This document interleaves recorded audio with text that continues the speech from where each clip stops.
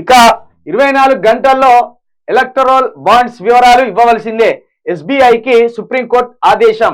బాండ్ల వివరాల వెల్లడికి గడువు కావాలన్న బ్యాంకు అభ్యర్థన కొట్టివేత.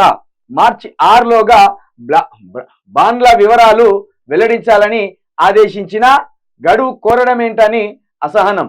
ఎస్బీఐ సమర్పించిన వివరాలను మార్చి 15న ప్రకటించాలని ఈసీకి కోర్టు ఆదేశాలు. ప్రముఖ ప్రభుత్వ రంగ బ్యాంక్ స్టేట్ ఆఫ్ ఇండియా ఎస్బీఐకి సుప్రీంకోర్టులో ఎదురు దెబ్బ తగిలింది. 24 గంటల్లోగా మార్చి 12 సాయంత్రం ఎన్నికల బాండ్ల వివరాలను సమర్పించవలసిందేనని కోర్టు ఆదేశించింది.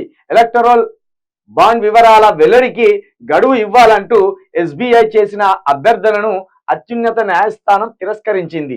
ఈ విషయంలో గడువు కోరడంపై కోర్టు తీవ్ర అసంతృప్తి వ్యక్తం చేసింది. అలాగే బ్యాంకు ఇచ్చే వివరాలను మార్చి 15వ తేదీ సాయంత్రం 5 గంటలలోగా ప్రకటించాలని ఎన్నికల కమిషన్ ఆదేశించింది. ఎన్నికల బాండ్ల వివరాలను వెల్లడి చేయడానికి గడువు జూన్ 30 వరకు పొడిగించాలని కోరుతూ ఎస్బీఐ దాఖలు చేసిన పిటిషన్ కోర్టు సోమవారం విచారణ జరిపింది.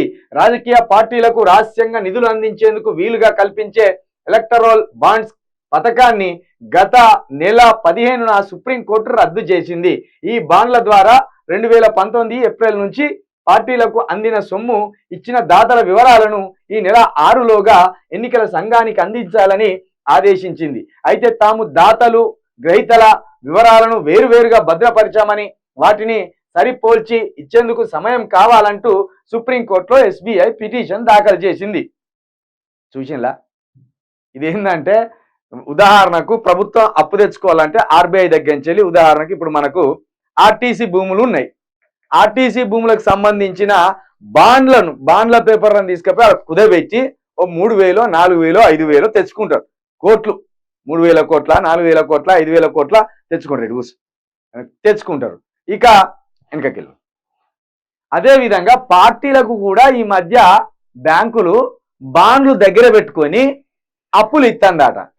మనం కదా home loan, personal loan, car loan తెచ్చుకున్నట్టు వీళ్ళు కూడా ఎన్నికలకు పోతే ఒకవేళ ఉదాహరణకి ఇప్పుడు కాంగ్రెస్ ప్రభుత్వం ఉన్నది, ఒక 5,000 కోట్ల రూపాయలు బ్యాంక్ వాడు ఇస్తానంటే మీరు పైసలు పంచమనే కదా వీళ్ళకి చెప్పేది, లేకపోతే ఎన్నికల ఖర్చుకు సంబంధించి ఖర్చు పెట్టుకోమని. మరి దాన్ని ఎవడు భరించాలి? పార్టీల రేవంత్ రెడ్డో లేకపోతే అక్కడ సోనియా గాంధీ భరించాలి. అట్లా అంటే అన్ని పార్టీలకు ఇక్కడ కేసీఆర్ బీఆర్ఎస్ అయితే బీఆర్ఎస్ కేసీఆర్ భరించాలి, లేకపోతే కిషన్ రెడ్డి అధ్యక్షుడు అయితే కిషన్ రెడ్డి. ఇట్లా పార్టీలకు ఎంతెంత ఇచ్చిండ్రు మీరు బాండ్లు దగ్గర పెట్టుకొని పైసలు, ఆ బాండ్ల పూర్తి వివరాలు మాకు ఇవ్వవలసిందే 12వ తారీఖు వరకు. అంటే వీళ్ళు ఏమంటారట, మేము వేరు ఉంచినాము. ఏం వేరు ఉంచినాము?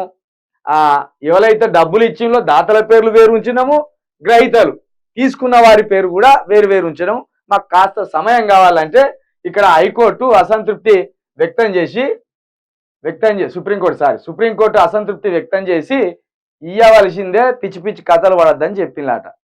మొత్తానికి పార్టీలు కూడా కొంత సొమ్ము కోసము లేకపోతే ఇవ్వడానికి ఇట్లా బాండ్లు ఉపయోగించుకుంటాను. మరి ఇది నష్టమా లాభమా మరి ఏందనేది కూడా లోతులోకి పోతే తెలుస్తుంది.